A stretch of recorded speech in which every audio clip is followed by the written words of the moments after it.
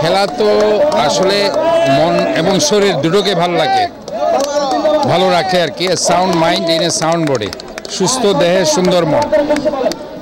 আসলে আজকে আমাদের খেলাধুলার মাঠের খুব অভাব হয়ে গেছে। এই অভাবের কারণে গিয়ে আমাদের ছোট্ট মনিরা, কিশোররা যারা আজকে মাঠে থাকার কথা ছিল, তারা আজকে কিশোর গ্যাং বনে গেছে। কাজে আমরা যত বেশি খেলার মাঠ উপহার দিতে পারবো, তত আমরা মনে করব যে কিশোরদেরকে, ইয়াংদেরকে আমরা একটা ভালো পথে আনতে পারবো।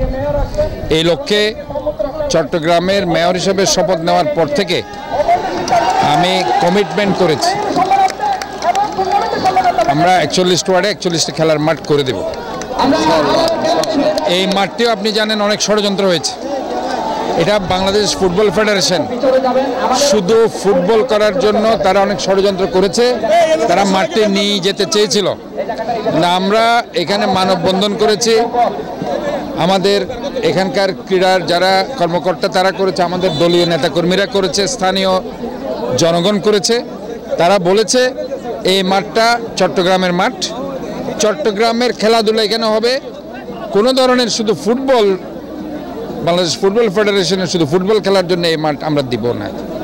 এবং সেটা ইনশাল্লাহ এখন আগের মতো সিজিকেএসের আন্ডারে আছে এবং আমরা সবাই মিলে এই মাঠটাকে রক্ষা করেছি। এই মাঠে সব ধরনের টুর্নামেন্ট হবে। তো আজকে আমি যেটা মনে করি সেটি হচ্ছে যে আমাদের খেলার মাঠ খুবই দরকার। ইতিমধ্যে আপনারা জানেন বাকুলিয়া যে মাঠটা, এটা আমরা আন্তর্জাতিক মানের করছি, এটা কাজ চলছে, আপনারা দেখবেন। আমরা যেটা আগ্রাবাদ জাম্বুরি মাঠ, ঐতিহাসিক মাঠ, সেটা পার্ক থেকে আলাদা করে ফেলেছি, সর্বসাধারণের জন্য সেটা উন্মুক্ত করে দিয়েছি। এবং মাঠটিও আমরা একটা ব্যাংকের সাথে আমরা সার্বিকভাবে যৌথ উদ্যোগে কাজ করছি, ওটা একটা উন্নত মানের মাঠ হবে। আমরা বহুরূপী মাঠ করেছি কাঠতলিতে, কাজ চলছে। ফিরোজ শাহ মাঠের কাজ চলছে। বিডিআর মাঠটাকে আমরা উন্নয়ন করছি। আমরা হালিশহরে এইচ ব্লকে আরেকটি মাঠ করেছি। আমরা বালির মাঠটাকেও উন্নয়নের কাজে হাত দিয়েছি। নাসিরাবাদ স্কুলের মাঠটাকে আমরা সংস্কার করব। কাজে আমাদের 41 ওয়ার্ড 41 খেলার মাঠ, যেটা আমি কমিটমেন্ট করেছি, মহান রব্বুল আলামিন যদি আমাকে এই মেয়রের চেয়ারে বসায় আরও কিছুদিন, তাহলে আমি আমার এই কমিটমেন্ট এটা আমি যথাযথভাবে পালন করব। এবং আমি মনে করি এই মাঠ আমাদের সম্পদ। এই চট্টগ্রাম থেকে একসময় অনেক ভালো ফুটবলার উঠেছিল।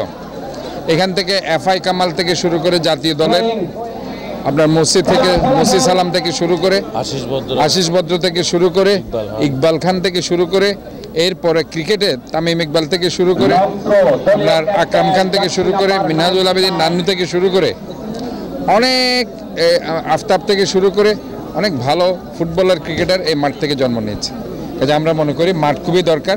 মাঠ আমাদেরকে এই যে কিশোর গ্যাং, এই কিশোর গ্যাং মাঠ যদি থাকে, এই কিশোর গ্যাং আর থাকবে না।